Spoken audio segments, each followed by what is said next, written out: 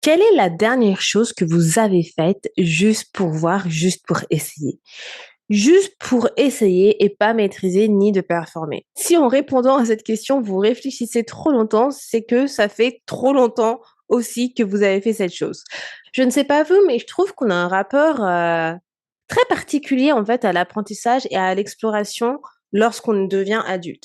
C'est-à-dire que on va faire des choses simplement si on sait qu'on va les faire correctement, si on est capable de les faire et que, en fait, le résultat final va être satisfaisant. Donc du coup, on a perdu cette qualité de juste tester simplement pour tester. Donc par exemple, on va essayer une nouvelle activité, mais si on se rend compte qu'on est nul dans cette activité, eh ben, on va arrêter. On va arrêter parce qu'on sait que, bah, au final, on va pas être performant.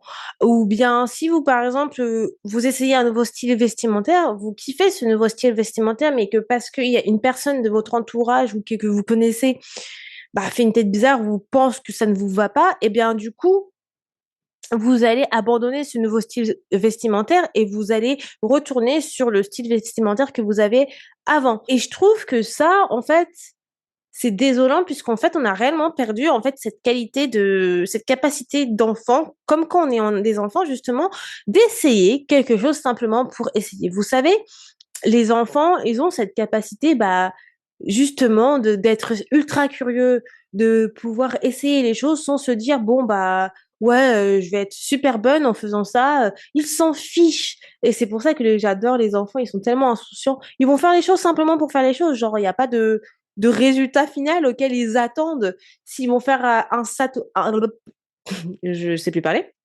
S'ils vont faire un château de sable, ils vont pas se dire: «Wow, ça va être le super château de sable, le meilleur château de sable de toute la plage», en fait. Ils vont juste faire un château de sable, parce que c'est amusant, parce que c'est ce qu'ils avaient envie de faire là, tout de suite. Genre, il y a pas de côté, ouais, de performance, de faire la plus belle chose ou quoi que ce soit. C'est simplement le fun derrière tout ça et je trouve que on a perdu cette capacité-là. Parce qu'en fait, c'est cette curiosité qui est super intéressante et la curiosité, c'est l'une des qualités la plus belle qui ne garantit pas de résultat et je trouve que lorsqu'on parle du bien-être, eh bien, il y a cet aspect de curiosité puisque vous allez essayer pas mal de choses. Vous allez essayer différentes choses qui vous permettent de pouvoir construire votre bien-être et c'est en étant curieux, en essayant différentes choses, en faisant différentes choses que justement vous avez plus de joie, vous êtes beaucoup plus heureux, que vous êtes plus résilient aussi et ça, il y a des études justement de psychologie positive qui le montrent, qui ont montré qu'en fait, les personnes qui cultivent la curiosité, eh bien, elles vivent avec plus de sens dans leur vie, plus de joie et aussi, elles ont une meilleure résilience face aux difficultés. Donc la curiosité est vraiment importante dans la vie. Et aujourd'hui, je voulais vous proposer un petit jeu. Un petit jeu que vous pouvez, enfin un jeu, vous prenez-le comme vous souhaitez, hein. Je dis un petit jeu parce que vu qu'on va parler d'activité justement, donc c'est un peu, comme des jeux. Donc en fait, je veux que vous cherchiez une activité que vous avez soit abandonnée parce que du coup, vous avez vu que vous étiez, entre guillemets, «nul» ou que vous étiez pas performant ou que ça vous prenait beaucoup trop de temps à avoir des résultats ou une activité que vous souhaitez, essayer, mais que vous n'avez pas encore essayé parce que vous avez peur de justement comment vous allez être dans cette activité et c'est-à-dire quand je dis: «Vous avez peur de comment vous allez être dans cette activité», c'est que, bah, vous savez pas si vous allez être bon ou pas. Donc identifiez cette activité-là, puis faites cette activité. Cette activité-là, sans chercher en fait à bien faire. Juste amusez-vous. Amusez-vous à faire cette activité sans vous dire que oui, bah, le résultat final, il doit être bien, vous deviez être, satisfait d'avoir performé ou quelque chose de la sorte. En fait, là, ici, il n'y a pas de souci de résultat, c'est simplement pour le fun.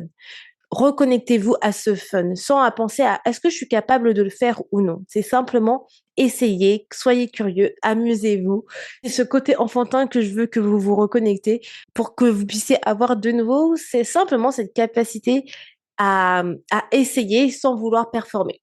Ça peut être tout et n'importe quoi, hein, ça peut être dessiner, ça peut être peindre, ça peut être, heu, faire de la pâtisserie, essayer une nouvelle recette, faire de la guitare, du piano, bref.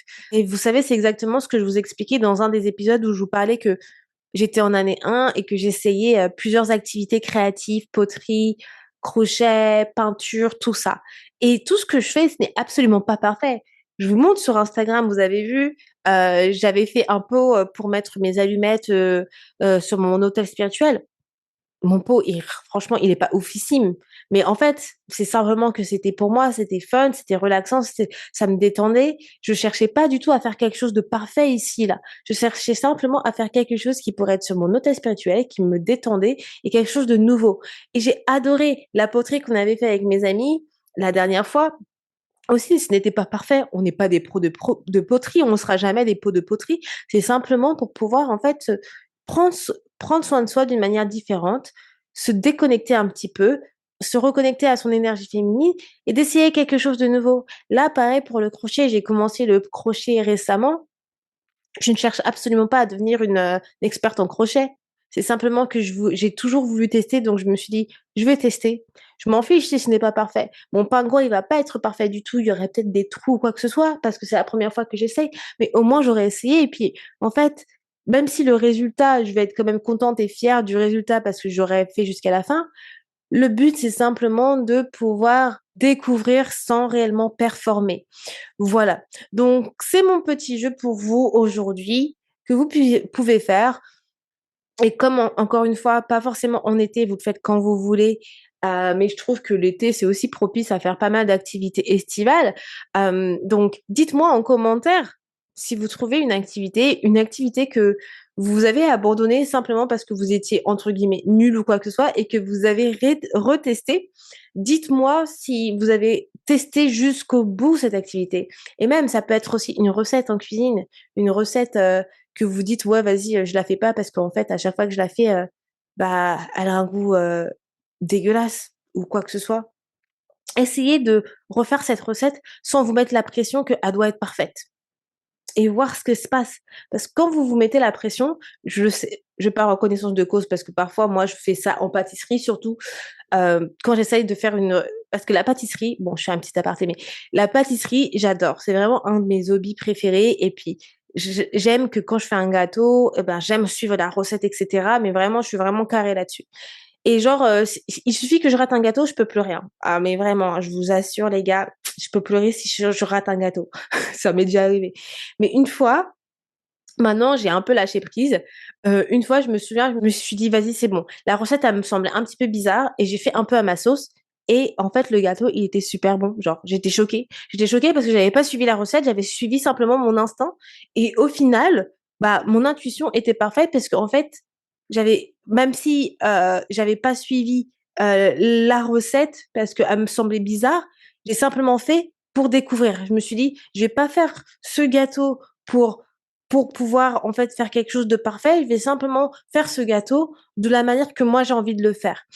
Avec mon intuition, avec ce que je pense qui fait sens». Et au final, il était super bon et j'étais trop contente. Et donc c'était fun, ça m'a fait plaisir, j'étais détendue et je pensais pas à de la performance du tout, à faire les choses, parfaitement. Voilà les amours pour cet épisode d'aujourd'hui. Dites-moi en commentaire l'activité que vous avez faite et surtout si vous n'avez pas encore liké cette vidéo, vous n'avez pas encore suivi Fil Positive, que ce soit sur Instagram ou bien sur YouTube, eh bien n'hésitez pas, ça vous permet de pouvoir recevoir une notification pour les prochaines vidéos, mais surtout de suivre les aventures de Fil Positive. Et si vous êtes intéressé de pouvoir aligner votre bien-être à vos objectifs, eh bien c'est le compte qui est fait pour vous. Voilà les amours, moi je vous dis à demain pour un nouvel épisode. Bye tout le monde!